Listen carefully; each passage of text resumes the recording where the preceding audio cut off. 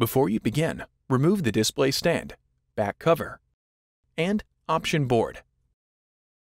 Removal. Disconnect the speaker cable from the connector on the motherboard.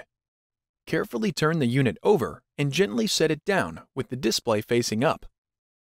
Important: take care when setting down the unit to avoid possible damage to the external connectors on the motherboard.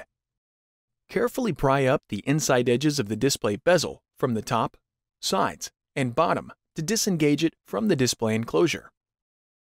Important: the bottom edge of the display bezel is held in place with an adhesive strip. This strip may separate from the display bezel during its removal. If the adhesive strip is not damaged, it can be reused. If a new display bezel is being installed, dispose of the used adhesive strip. Remove the display bezel. Guide the speaker cable through the cutout in the chassis. Remove the four 9mm T15 Torx head screws that secure the speaker to the chassis. Slide the speakers off of the standoffs on the chassis and remove.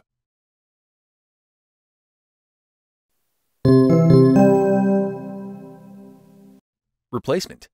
Important: ensure the four rubber screw grommets are properly installed before replacing the speakers. Carefully slide the speakers onto the standoffs on the chassis.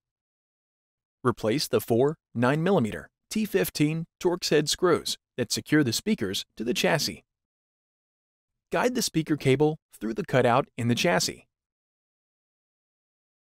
Ensure the adhesive strip is properly positioned on the lower edge of the display bezel.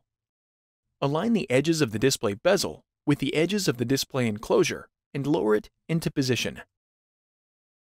Apply pressure to the edges of the display bezel to secure it to the display enclosure.